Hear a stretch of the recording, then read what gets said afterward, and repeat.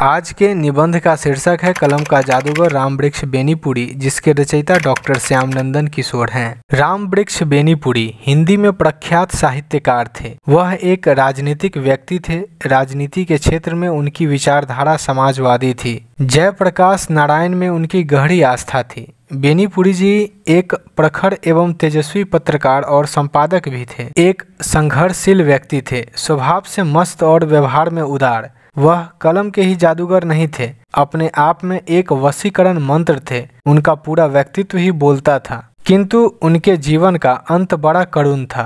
अंतिम दिनों में उनके मुंह की बोली ही अवरुद्ध हो गई। वाणी का वरद पुत्र बोलने को तरस गया। अभिव्यक्ति से मौन बड़ा होता है, शायद यही सिद्ध कर गया वह साहित्यकार। लेखक ने उनकी अर्थपूर्ण हंसी का परिचय कराते हुए लिखा है कि भारतीय साहित्यकारों में तीन की हंसी उसे बहुत ही अर्थपूर्ण लगती है, जो मानो एक ही कथा कहती हो। बेनीपुरी जी जब अट्टहास करते थे तो लगता था सारे वायुमंडल में किसी का व्यक्तित्व छा गया। किसी दबंग व्यक्ति ने आने वाली मुसीबतों के पहाड़ को फूंक कर उड़ा दिया है या आने वाली बाधाओं का मजाक उड़ा रहा है। डॉक्टर हजारी प्रसाद की हंसी एक औलिया की हंसी थी, चांदनी की स्निग्ध मादकता से परिपूर्ण। महादेवी वर्मा की हंसी रुदन से अधिक संक्रामक होती थी। अगाध वेदना उनकी हंसी में स्पष्ट हो जाती थी।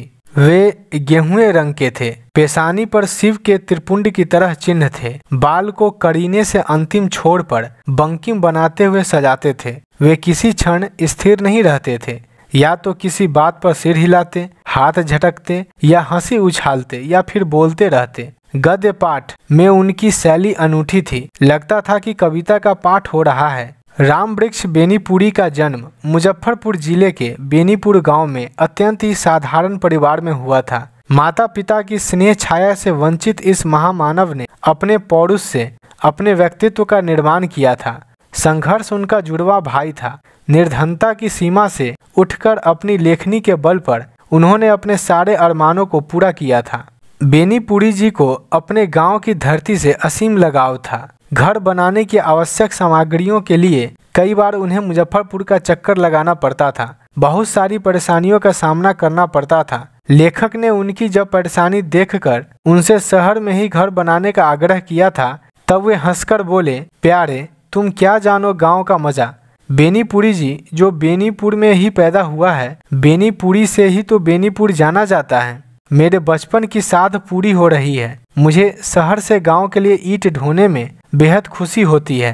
बेनीपुरी प्रकाशन के नाम से उनके सगे संबंधियों ने एक साहित्यिक संस्था भी खोली थी, जो परस्पर द्वेष के कारण बंद हो गई। वे राजनीतिक सचेतना से संपन्न होते हुए भी किसी गुट या वाद में विश्वास नहीं करते थे। पटना प्रवास के समय वे मछुआ टोली मोहल्ले में शिव पूजन सहाय जी के साथ रहते थे। बाद में महेंद्रू मोहल्ले की एक गली में शीतल भवन में रहने लगे। आकाशवाणी का केंद्र उन दिनों पटना में खुला था। बेनीपुरी जी आकाशवाणी पर छा गए। उनके सहयोग से कई साहित्यकारों को आकाशवाणी से जुड़ने का मौका मिला था। बेनीपुरी जी अपनी पत्नी को रानी शब्द से संबोधित करते थे। वे छठ व्रत के समय निश्चित रूप से घर पर रहा करते थे। उन्हीं की मनौती से वे व्रत करती थी। यह उनके दाम्पत्य जीवन का आदर्श था। वाणी से स्पष्ट बेनीपुरी जी चरित्र के सीधे सरल व्यक्ति थे।